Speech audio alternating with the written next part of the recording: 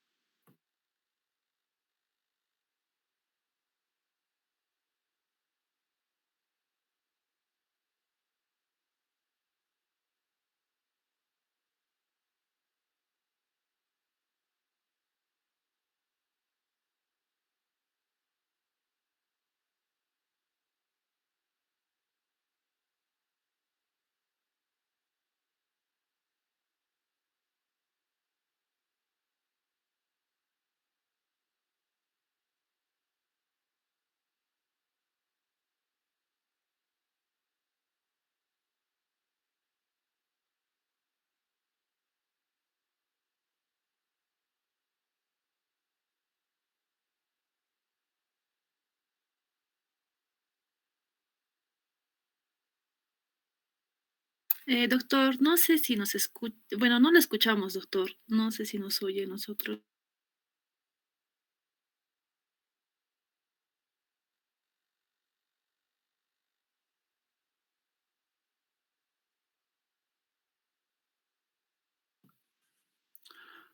Muy bien, ahora sí me escuchan, ¿no es cierto? Bien. Doctor. Sí, doctor. En la etiología decíamos que las mastitis, el estafilococo aureus en 83-88%, No sé. estafilococo hemolítico. ¿Sí? ¿Se escucha? Pero no está Sí. proyectando, doctor. No sé, a ver qué pasa, está fallando acá el aparato. A ver, un momentito, otra vez.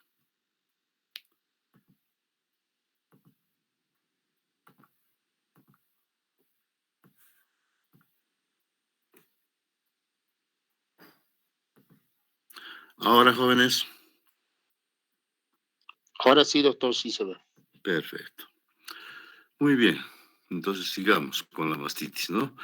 Decíamos que la etiología es el estafilococo aureus, 83-88%, y estreptococo hemolítico, ¿ya? Sobre todo afecta a los recién nacidos a término y a los varoncitos, entre los 12 y 45 días de la edad de presentación, con un pico entre la segunda y tercera semanas de vida. Esta es la imagen entonces de una celulitis, ¿ya? Fíjense, en la zona, ¿no?, generalmente es unilateral, está eritematosa, aumento de volumen y hay dolor a la palpación. Puede haber fiebre, secreción purulenta por el pezón, y el 50% de los niños van a evolucionar ¿qué? A la formación de un absceso, ¿ya? Cuando la extensión es demasiado grande, ¿no? El volumen es muy grande, puede producir a qué? A llevar a un estado tóxico del bebito. Cuando hablamos de ese estado tóxico, ya pensamos en qué? En una sepsis neonatal, ¿no es cierto? Puede entonces progresar en pocas horas, incluso puede llegar a un cuadro muy grave que se llama fascitis necrotizante. ¿Eh? A ver, perdón un momentito. Fascitis necrosante o necrotizante. O puede ser tan extenso que afecta, ¿no es cierto?, la mecánica ventilatoria. En ese caso, habrá que requerirá apoyo ventilatorio. ¿Ok? Muy bien. El diagnóstico de la mastitis es meramente clínico, ¿no? Es fácil ver, ¿no? Distinguir cómo es una mastitis con solamente observar al bebito, ¿ya? En ocasiones utilizamos el ultrasonido. ¿Para qué? Con el propósito de definir si es necesario o no un tratamiento quirúrgico, ¿ya? Entonces, que habrá aumento de la heterogeneidad de la zona. Puede haber una zona hiperecoica o anecoica. Muy bien. El pronóstico dependerá entonces de la extensión del cuadro. ¿Listo? Pero lo que se ha visto a futuro es que va a provocar una asimetría, ¿no?, en aquellos pacientes, sobre todo aquellos que se han realizado incisión y drenaje. ¿Cuál es el tratamiento de la mastitis? Pues el médico, ¿no?, dependiendo de la extensión mismo o de la gravedad misma del cuadro. Antibiótico parenteral y fomentos locales. Pero cuando está muy extendido o se formó un absceso, requerirá un tratamiento quirúrgico. Incisión, drenaje, ¿no?, debridamiento, si apareciera la fascitis necrosante. Entonces la mastitis, jóvenes. Otro cuadro más importante, el más común en el cuadro en neonato, es el impétigo. ¿Ya? Hemos dicho que es una infección primaria superficial, ¿no? Entonces está en la epidermis, ¿no? Muy bien. Hay dos formas clínicas en el impético. La forma no bulosa, que es la más común, ¿no es cierto? Es superficial y que se va a formar en las costras. ¿Recuerdan ustedes las famosas costras melicéricas, ¿no es cierto? Está producido por Streptococcus pyogenes. Puede haber coinfección o sobreinfección por Staphylococcus aureus. Es lo que decía al principio, ¿no? En un neonato pueden haber varios gérmenes al mismo tiempo. La segunda forma clínica es la forma bulosa, es decir, con ampollas, ¿no? Esto sí es propia del Staphylococcus aureus, ¿ya? Son bulas grandes, frágiles, localizadas sobre todo en el cuello, en el tronco, en las extremidades o en la región urogenital, las nalgas. Incluso puede llegar a producir úlceras. Bien, entonces, acá tenemos el cuadro clínico. Esto es lo que le decía la forma bulosa, ¿cierto? No, perdón, la forma no bulosa, ¿no es cierto? El impético común que conocemos en los niños mayores, ¿ya? Entonces, verán ustedes que existen pequeñas vesículas subcorneales, ¿ya? ¿Rodeadas de qué? De un halo inflamatorio. Ampollas, hay ampollitas ahí de paredes finas, que con el transcurso de los días se van a formar pústulas, ¿ya? Frágiles. Estas pústulas pueden llegar a confluir y producir gran erosión cutánea, ¿ya? Entonces, y luego de eso, cuando ya se seca, forman las famosas costras mielicéricas. Acá vemos entonces otra entidad, ¿no es cierto? Es lo que les decía, ¿ya? Que provocan, se observan las bulas, ¿ya? Con erosiones anulares superficiales, ¿no? Acá había bulas, habían ampollas, pero han reventado, si me permiten la expresión, en este tipo de afección. ¿Listo? Bien. ¿Qué más encontramos en el impético? Hay prurito, ¿sí? El niño que está inquieto, está molesto, llora bastante. Hay lesiones por rascado, con diseminación por autoiniculación y mínimos síntomas generales, ¿ya? Las lesiones pueden durar días o semanas, dependiendo de cómo estamos tratando al bebito, las condiciones higiénicas, la inmunidad del paciente, los cuidados que está recibiendo, ¿no? Entonces, en algunas ocasiones este bebé puede tener fiebre, malestar general y adenopatías, ¿ya? Entonces está bien claro, tenemos dos formas, las formas no bulosas por estreptococo y las bulosas por estafilococo, ¿ya? Síndrome de la piel escaldada se llama en casos muy severos. ¿Cuáles son las complicaciones? ¿No? Ahí puede haber infecciones invasivas, ¿no? Puede haber linfangitis, celulitis, erisipelas, bacterias y llegar incluso a la sepsis, ¿ya? En pacientes con impéticos muy extensos, ¿no? La complicación más frecuente es la glomerulonefritis postestrocócica, pero ya en niños mayores, ¿no? Estamos hablando de los neonatos nada más. ¿Cuál es el tratamiento del impético? Lo básico, lo elemental para ustedes, el tratamiento profiláctico, ¿no es cierto? O sea, evitar la aparición del impético y prevenir sus recurrencias. ¿Cómo lo vamos a hacer? Mejorando las condiciones medioambientales y de higiene. Charla, educación sanitaria. Explicarle a la mamá, el momento que está luego del parto y antes que se vaya a la casa, con qué medidas o qué van a hacer con el bebé, cómo es que lo van a proteger, cómo es que lo van a hacer, cuándo lo van a hacer, cuándo lo van a bañar, ¿no? Entonces son situaciones que ustedes como médicos generales, cuando estén haciendo vuestro internado, tendrán que darles la charla correspondiente. ¿Se emplean cremas antibióticas? Sí, ¿no es cierto? Porque han demostrado su eficacia. Empleamos cuáles? Dos fundamentalmente, la mupirocina y el ácido fucídico, ¿ya? Pero en cuadros muy extensos, en donde hay confluencia, digamos, de varias lesiones, ¿no? Lesiones extensas, y que ya vemos que hay síntomas sistémicos, vale decir, niño que no está bien, como decimos en las prácticas, ¿no? Un niño que no se ve bien, está entrando en un estado tóxico, ¿no? En ese caso ya tenemos que hacer el tratamiento por vía parenteral generalmente, no tanto por vía oral, ¿no? Entonces el tratamiento profiláctico. ¿Y el tratamiento curativo de los impéticos en qué consiste? Mantener la higiene de la piel, jabones y antisépticos colorantes, la nitrofurazona alcohólica, ¿no? O la vilete genciana que se empleaba anteriormente y que nuevamente lo estamos empleando, ¿ya? Vilete genciana solución acuosa al 2%. Si las lesiones, repito, son generalizadas o existe un estado tóxico infeccioso, ¿qué vamos a hacer, jóvenes? Vamos inmediatamente a abrir nuestra vía y le colocamos antibióticos sistémicos. Entonces, esa es la práctica que estamos haciendo los viernes con los grupos, ¿no? ¿Cómo es que vamos a dar? ¿Qué antibiótico vamos a emplear en estos casos? Etcétera. Se recomienda, dice, un tratamiento empírico de amoxicilina, ¿no? O si hay sospecha de estafilococo aureus, toxacilina, amoxicilina, ácido clavulónico, una cefalosporina. Repito, la, la indicación o el consejo es que ustedes empleen tratamiento por vía parenteral dependiendo de la extensión y de las manifestaciones del bebito, ¿no? Las manifestaciones de tipo sistémico, ¿ya?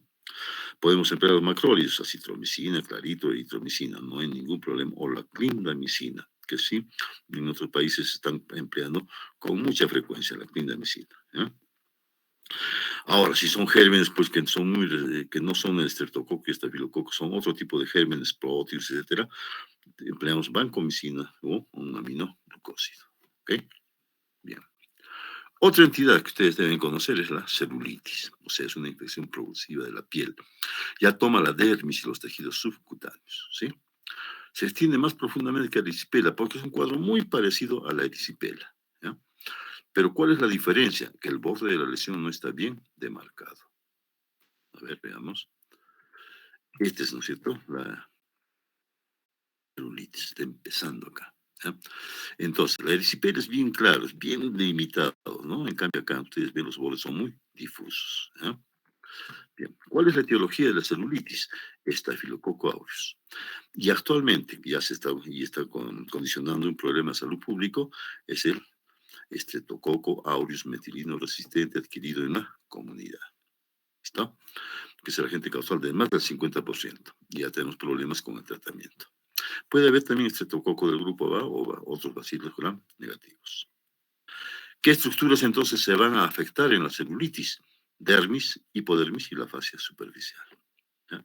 Y como complicaciones también puede haber linfangitis o adenopatías regionales, que son muy frecuentes esto en estos cuadros, ¿no? Incluso llegar a la bacteriemia y luego a una sepsis, dependiendo, repito una vez más, del estado general de las condiciones del niño, ¿ya? ¿Cuáles son los factores predisponentes para la celulitis? Los traumatismos, las quemaduras, las cirugías, vasculopatías, neuropatías, diabetes, ¿no? Obesidad, desnutrición, aunque esto ya en niños mayores sobre todo, ¿no? En los neonatos, las infecciones preexistentes en piel, impétigos o forunculosis. La inmunodepresión también como un factor de predisponente. Acá está entonces el cuadro clínico. ¿Cómo se presenta entonces celulitis? Una placa eritematosa, caliente, dolorosa, de límites no netos, una vez más, repetimos, que aparece bruscamente y que se acompaña de fiebre o no puede haberla también, ¿no? Se localiza en cualquier sitio de la piel, frecuentemente en los miembros inferiores, dice, ¿no? Miembros superiores, la cabeza, el cuello, el tórax y el abdomen. Entonces puede estar localizado en cualquier lugar, ¿ya? Es un área, entonces, extensa, ¿no es cierto? Son lesiones eritematosas, calientes, aumentadas de volumen. Puede haber flictenos, como ustedes pueden ver acá en esta figura, ¿ya? Petequias o necrosis a nivel local. Hay linfadenopatía, hemos dicho, y bacteriemia, ¿ya? Como con una complicación ya grave del cuadro. Bien, entonces, ¿cuáles son esas complicaciones? La bacteriemia puede ser, neumonía, supuración pleuropulmonar, artritis, osteomielitis, y en 5% de los casos, shock séptico. Entonces, en resumen, cualquier enfermedad infecciosa en el recién nacido siempre es potencialmente, ¿qué les digo?, producir sepsis, ¿ya? Es una enfermedad grave. ¿Por qué? Porque tiende a extenderse. Recordemos su localización, ¿no es cierto? ¿Dónde estamos? En las capas interiores de la piel. ¿Listo? ¿Y cómo se disemina esto? Por los linfáticos y el torrente sanguíneo. ¿Cuál es el tratamiento? Se debe tratar en forma enérgica, dice, por vía parenteral, politerapia. Una vez más hablamos estos jóvenes de la politerapia. En algunos sitios, en algunos países se emplean todavía la monoterapia, ¿ya? Y lo van a ver ustedes más luego, pero la recomendación es que empleemos siempre 2 antibióticos. ¿Listo? Ocasionalmente se requiere tratamiento quirúrgico, ¿no? Entonces, si hay colección, se forma un absceso, entonces habrá que hacer incluso hasta un debridamiento. Bien, ese otro cuadro entonces bastante frecuente en nuestro medio. Y este es el más importante quizás por la gravedad misma que pueda conllevar al neonato, es la onfalitis, ¿ya? Infección grave del recién nacido de la región umbilical. Hay enrojecimiento, endurecimiento de la piel, ¿ya? Y tejidos subyacentes del ombligo. Puede haber supuración o secreción sanguinolenta y fetidez, ¿ya? Fetidez. Puede empezar, dice, a los 3 días, ¿no? De forma temprana, o hasta los 20 días. ¿Por qué? Porque los vasos umbilicales todavía son permeables hasta esa fecha. ¿Ya? Entre los 3 días hasta los 20 días. ¿Cuál es la importancia de una onfalitis? ¿No? Puede ser el inicio de una infección generalizada, ¿no? En la pared abdominal, llegar hasta una sepsis bacteriana grave sistémica. Y por tanto, ese bebito está en riesgo de morir. ¿Ya? Esa es la importancia de la onfalitis, mucho más que las otras entidades que hemos visto. ¿Cuál es la etiología? Tenemos estafilococo aureus, estreptococo beta hemolítico, estafilococo coagulasa negativo, enterococo, en fin, todos los gérmenes que están presentes, ¿no? Que están en contacto con el bebé. Entonces, repito una vez más, no siempre es un solo germen, pueden ser varios al mismo tiempo. ¿Ya? ¿Cuáles son los factores de riesgo? Por ejemplo, cuando realizan un cateterismo de vasos umbilicales, ¿no es cierto? No se hace con las condiciones de higiene necesarias, entonces se infecta ya con los gérmenes intrahospitalarios, que es mucho más grave, ¿no? La prematuridad, el trabajo de parto prolongado, la RPM, ¿no es cierto? La corionitis, las infecciones maternas, sobre todo los partos domiciliarios. ¿Cómo es que los papás han cortado el cordón umbilical? ¿Con qué instrumento? Seguramente puede ser una tijera, un cuchillo, etcétera, que no ha sido desinfectado, ¿no? Y aparte de ello, no, el cordón umbilical no ha sido adecuadamente cuidado. ¿Ya? Esto es muy frecuente en el campo, jóvenes. Anteriormente, digo, en años anteriores, ¿qué hacían los papás? Como no había atención, la mamá está lejos, está en una cabaña, simplemente lo cortaba con un cuchillo y punto. Y lo amarraban con un cordón, etcétera, con lo que tenían a la mano, ¿no? Obviamente de lana, ¿ya? Felizmente ahora en estos tiempos ya pues ya no se practica mucho esto, ¿no? Por las mismas condiciones de que ya la gente está más instruida. Anteriormente no. ¿Cuál es el cuadro clínico? Esta es una onfalitis, por ejemplo, ¿no? Hay una secreción clara, serosa, ¿sí? Después se vuelve sanguinolenta y al final es purulenta, fétida, ¿no? A través del muñón, en su base o el ombligo, una vez que ha caído. Hay signos inflamatorios de tipo local, ¿ya? Eritema, ¿sí? Edema, ¿sí? Engrosamiento de los bordes del ombligo, dolor a la palpación, dicen los tejidos adyacentes. Entonces, esto es que tener muchísimo cuidado, jóvenes, ¿ya? ¿Cuáles son las complicaciones? Cuando aparece fiebre u otro signo de sepsis, ¿no? Recordemos, fiebre, ustedes piensan inmediatamente que ese niño va a ser sepsis neonatal, ¿ya?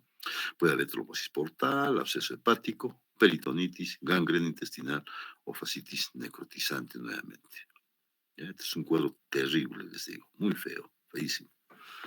Toda la piel se pudre, en otras palabras, ¿ya? Los vasos umbilicales están involucrados, ¿ya? La infiltración de la vena se observa como un eritema, dice que asciende por la pared abdominal desde los bordes del ombligo, va aumentando, se va diseminando rápidamente, siguiendo el trayecto de la vena, ¿no? Puede haber dolor abdominal y afectación hepática. Pero cuando toman las arterias umbilicales, ¿no? Hay edema y eritema, pero hacia la región pubiana, ¿ya? Entonces, esta infección puede ser tan grave, jóvenes, que abarca toda la pared abdominal. Puede provocar una celulitis que hemos visto, una fascitis necrosante que también hemos visto. ¿Ya? O sea, son las complicaciones propias de una onfalitis. De ahí el cuidado tan que ustedes deben indicar pues, a los papás, ¿no? Mucho cuidado con el manejo del ombligo. ¿Cuál es el tratamiento de una onfalitis? Profiláctico sobre todo, en primer lugar, ¿no? Mantener la zona limpia, seca, impedir el contacto con heces y orina. Una vez que cae el cordón, ¿no es cierto? Continúa el riesgo de infección. ¿Hasta cuándo? Hasta que el ombligo haya cicatrizado completamente. Entonces tienen que seguir haciendo los lavados. ¿Con qué?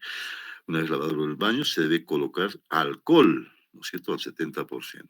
¿Ya? Simplemente alcohol. Antes empleábamos el alcohol iodado, ya no, eso está proscrito. ¿Ya? Solamente alcohol puro al 70%. Hacemos toques en el ombligo, generalmente hacemos 2 o 3 veces al día, dependiendo cómo está. Dejarlo secar y evitar el contacto del muñón, del cordón umbilical con el pañal, ¿no? Cúbranlo siempre con una gasa. ¿Ok? Se puede emplear la clorhexidina, en algunos sitios sí los emplea, ¿ya? Dicen bebés nacidos fuera del ambiente hospitalario. Nosotros solamente no, solamente estamos con el alcohol al 70%. ¿Y el tratamiento curativo cuál será? Pues que si tenemos que curar, quiere decir que se bebe, está mal. Por tanto, tenemos que hospitalizarlo, emplear antibióticos sistémicos. ¿Cuántos antibióticos? 2 generalmente, ¿no? Dependiendo de la situación. De amplio espectro. Entonces, una entidad bastante severa. Cuidado. No tomamos en consideración, no le damos la importancia necesaria, ese bebito se puede complicar rápidamente, en horas. ¿Listo? Bien. Y por último pasamos a los forúnculos. Acá vemos un forúnculo que son nódulos inflamatorios profundos, ¿no? Se desarrolla a partir de una foliculitis y no sobrepasa la dermis, ¿no? Está localizada ahí. Se presenta en forma de un nódulo, como ustedes pueden ver, doloroso, firme, rojizo, fluctuante por algunas situaciones y con tendencia a drenar, dice al exterior. Cuando varias lesiones confluyen, ¿no? Se juntan, ¿qué se llama? Se denomina antrax o carbunco. O sea, son abscesos profundos, ¿no? Llega hasta la grasa subcutánea y bocas múltiples, ¿no? Ustedes se recordarán bien cuando han hecho dermatología cómo es el antrax, cómo va saliendo la pus por diversos orificios. ¿Dónde se presenta con más frecuencia forúnculos? En el cuello, en la cara, en la espalda, en las axilas y en los glúteos. ¿Ya? Muy bien. Entonces, son las principales lesiones que vamos a ver en esta clase. ¿Ya? Las más importantes. Hay otras que sí las vamos a ver, como repito, en Clínica Pediátrica 2, cuando hablemos de enfermedades de la piel en los niños. Ahí tocaremos el síndrome de la piel escaldada, etcétera. Muy bien. En cambio, el forúnculo terminaríamos siendo que casi siempre es estafilocócica, ¿no? Rara vez con Bacillus anthracis, que es la gente del carbunco cutáneo. En nuestro medio no vemos esto por si acaso, ¿ya? Se puede complicar con celulitis, sí, con bacteriemia, sí, y con tromboflebitis del seno cavernoso. ¿Listo? Sobre todo cuando se manipulan los folículos de la región nasolabial. Eso tiene que indicar a los papás jóvenes. No toquen, no estén apretando al folículo, no lo estén tratando de sacar, ¿no? Porque inmediatamente se disemina, rápidamente. ¿Ya? ¿Cómo se curan? Dice, aplicando calor local. Lo básico, fundamental. Ustedes han visto y seguramente ustedes mismos han hecho esta situación. ¿Ya? Ahora, en presencia de celulitis o lesión facial, tenemos que emplear un antiestafilocócico. Traje quirúrgico será pues necesario cuando ya confluyen, ¿no es cierto? Las lesiones son muy, que les digo, fluctuantes y extensas. Ahí sí habrá que hacer el drenaje. Bien. En resumen, jóvenes, hablando de las infecciones de piel y de partes blandas, decimos que el diagnóstico en este tipo de afecciones es puramente clínico. ¿Ya?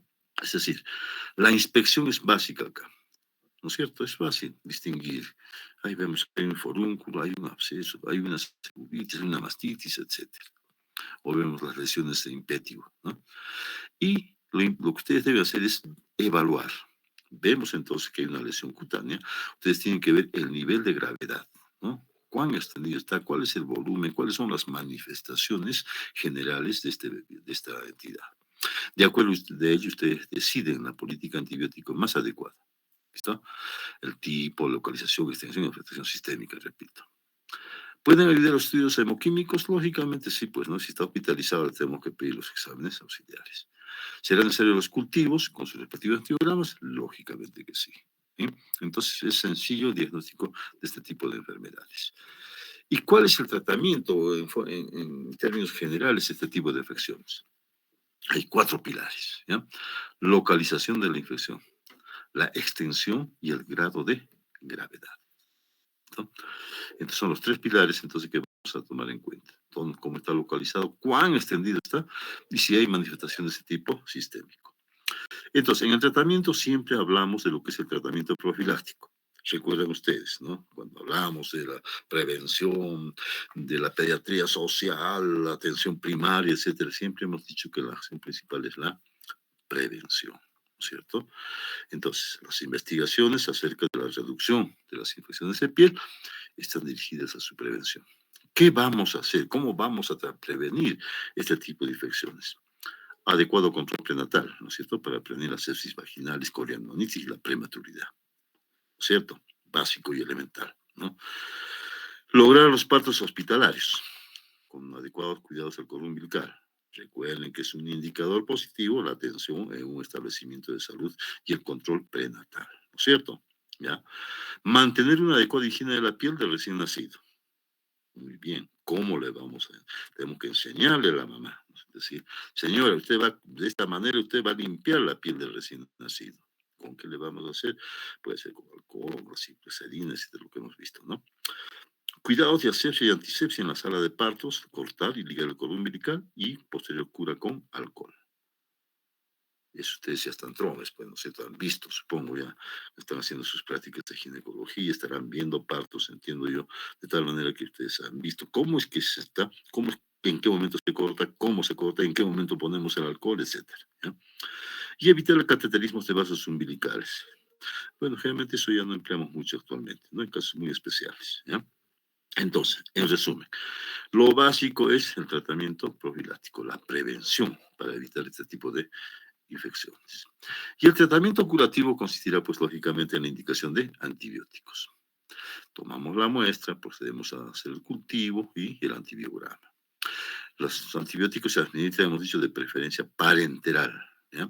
Respetando dosis y las diluciones especiales para los recién nacidos. Cuando hemos hecho las prácticas de sepsis, hemos visto, ¿no es cierto?, que las dosis varían, pues, en relación a la edad gestacional, a sus días de vida, etcétera, ¿no? Y qué antibióticos son los que más empleamos, ¿ya? Recuerden, hay un libro que se llama Neofax, no sé si ustedes lo han visto en el hospital, ya que lo empleamos, era nuestra Biblia, para nosotros respecto a los medicamentos para recién nacidos, ¿ya? Traten ustedes de bajar eso, y está todas las dosis ahí de todos los medicamentos, y ténganlo siempre presente cuando estén haciendo su internado, ¿ya? ¿Cómo vamos a elegir el antibiótico? Dependiendo de qué, la localización, la extensión de la lesión, la presencia de manifestaciones sistémicas, repito, el agente ideológico que estamos sospechando, ¿no? Estafilococo, diré, porque además es una foliculitis, un forúnculo, ¿no?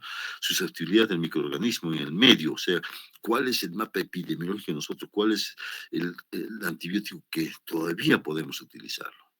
Recuerden ustedes que decían, ¿no?, que, pues, los aminoglucósidos nosotros los utilizamos. En Lima, Arequipa, en otros sitios, ciudades grandes ya no los utilizan, ¿ya? La capacidad de penetración del antibiótico en el sistema nervioso central. ¿Por qué? ¿Por qué digo esto? La capacidad de penetrar el sistema nervioso central. Porque hemos visto ya que la sepsis va de la mano, ¿no es cierto?, con la meningitis en el recién nacido, ¿ya? Por tanto, tenemos que buscar un antibiótico que penetre esta barrera. La toxicidad y, por último, la función hepática y renal del paciente, ¿ya? Esto estará, pues, relacionado con qué, con la gestacional, postnatal y el cuadro clínico sobre todo. Si hemos visto que si está hospitalizado un bebito por un cuadro infeccioso, tendremos que pedir este tipo de función, ¿no? Determinar la función hepática y renal del paciente, cómo está, líquidos, electrolitos, etcétera. Muy bien. Como tratamiento de primera línea, monoterapia, les decía hace rato que ya no empleamos, ¿no? Dice el uso de cefalosporinas de primera generación, cefasolina. Yo les digo que no, esto lo vamos a tallar, nos olvidamos, ¿ya? No hay tal cosa. Dice que el cotrimoxazol, vancomicina y clindamicina son antimicrobianos útiles. No, particularmente yo cotrimoxazol no hemos empleado, no empleamos en los bebitos. Vancomicina sí, cuando se complica el cuadro, ¿no? Clindamicina que se está utilizando bastante actualmente, ¿ya? Dice que la tasa de resistencia a cotrimoxazol en las cepas de estafilococo aureus meticilino resistente adquirida en la comunidad es baja. Repito, no estamos empleando cotrimoxazol. Los expertos recomiendan la clindamicina, dice, porque es un antibiótico de mucha utilidad para el tratamiento empírico, ¿no? Pero en resumen, Chuque, para que ustedes no nos confundan, toda infección en recién nacido es politerapia, 2 antibióticos como mínimo, ¿sí? De acuerdo a nuestro mapa. Nosotros seguimos empleando la ampicilina más un aminoglucósido o una cefalosporina de tercera generación, ¿no? ¿Cuál de ellas? La cefotaxima. Bien. La resistencia a estafilococo aureus constituye un problema emergente, dicen, ¿no es cierto?, los meticilinos resistentes, ¿ya? Porque también puede haber resistencia a la vancomicina. Esto ya en los grandes hospitales.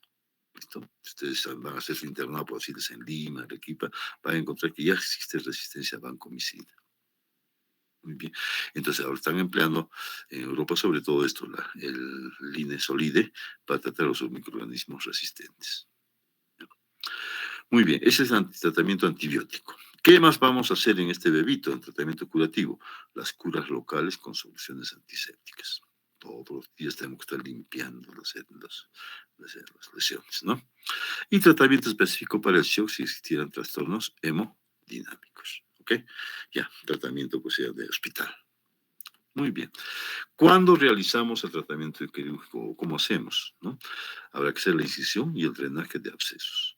Debridamiento quirúrgico en el caso de fascitis necrosante, que es terrible, ¿no? Debe hacerse lo más precozmente posible. El tratamiento quirúrgico es muy importante, dice, para garantizar la cura, lógicamente, ¿no es cierto? Absceso drenado, absceso curado, ¿sí? Eso es algo ya que ustedes saben desde los primeros años de la facultad. Muy bien. ¿Cuál es el pronóstico en este tipo de infecciones? ¿No? Mejoran, dicen, en el lapso de 7 días. En un 96% las lesiones ya están mejoradas. ¿Ya? ¿Cuál es el motivo de preocupación? Sobre todo aquellos, entonces, cuadros resistentes a la meticilina. ¿Listo? Es un motivo de preocupación para clínicos e investigadores. ¿Ya? ¿Qué más tenemos que hacer? Jerarquizar medidas de higiene, el baño diario, lavado de manos, limpieza del medio ambiente. Eso es muy importante, sobre todo con lo que hemos dicho, la prevención de las infecciones. No solamente de piel, cualquier otro tipo de infecciones, ¿no? Las recurrencias. Bien, jóvenes. En conclusión, ¿qué decimos? Que las infecciones de piel y partes blandas, ¿no?, adquiridas en la comunidad, en el recién nacido, va en ascenso cada día. Y no debería ser así, ¿no es cierto? Se supone pues que ahora los papás tienen mayor facilidad a la información, ya hay mejores servicios de salud, la atención es mejor, entre comillas, ¿no? Con localizaciones, extensiones y evoluciones atípicas que requieren hospitalización en el caso de estas infecciones adquiridas en la comunidad. Y la politerapia, una vez más, nos quedamos con politerapia, jóvenes, ya no hablamos de monoterapia, ¿ya? Según la localización y su evolución. Una vez que ustedes tienen un diagnóstico clínico, inmediatamente emplean o inician el tratamiento empírico. ¿Qué tienen que tomar en cuenta?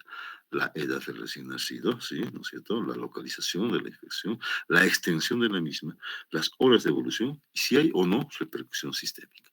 De acuerdo con estas evidencias, ustedes toman las decisiones, ¿no?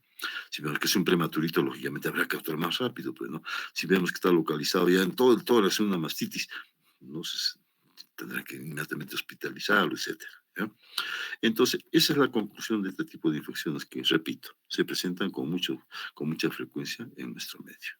Bien, bien, jóvenes, ¿alguna pregunta al respecto?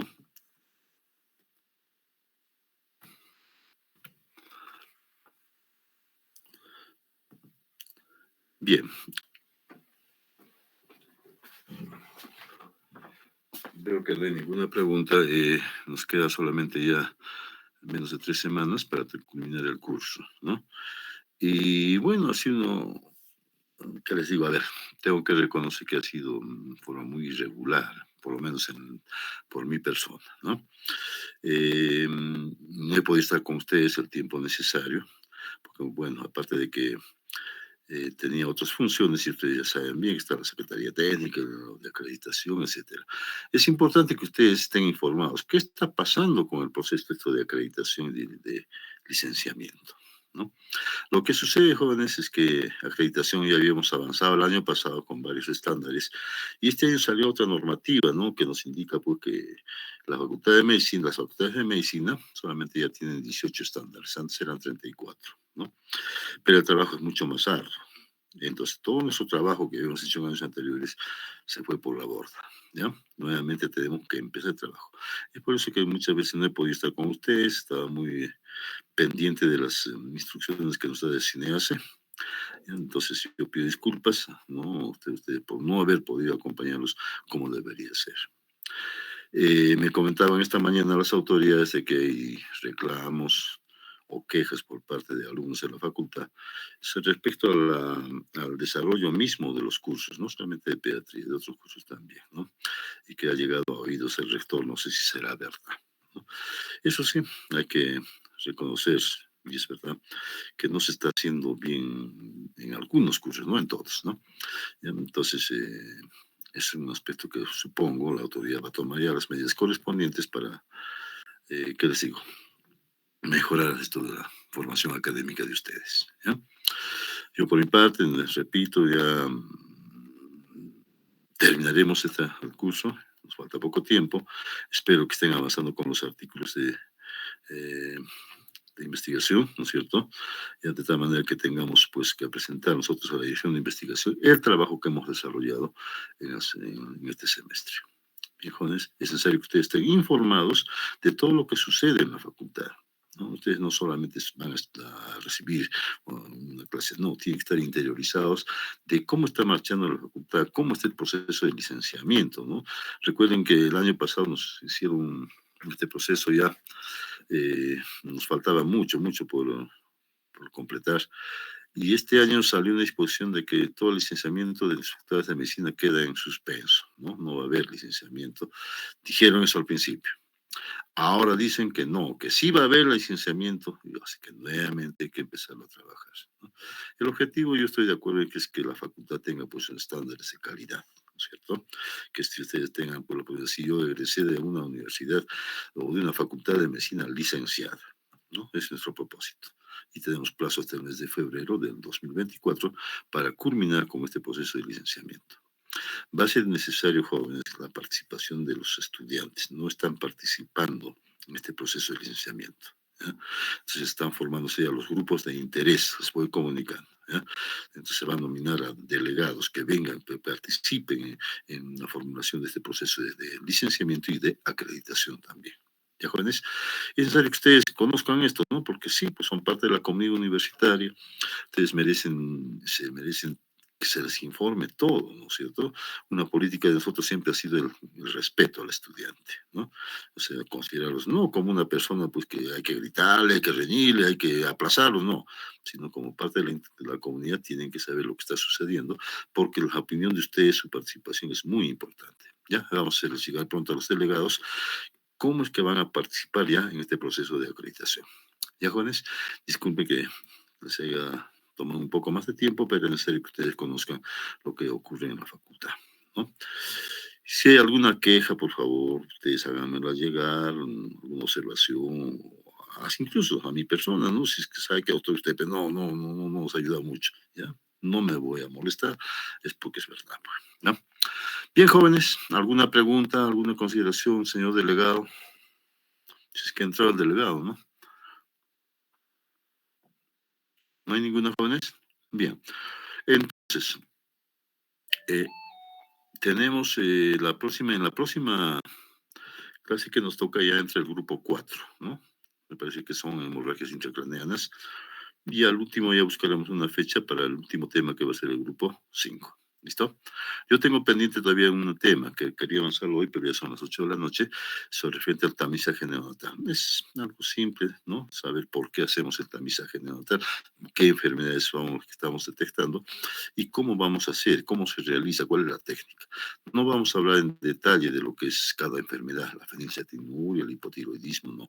Eso lo vamos a hacer en pediatría 2. ¿Ya? Nos queda pendiente eso, muchachos, de mi parte, y ya vayamos ya preparándonos para el segundo examen, ya que va a ser el último, pues, ¿no es cierto?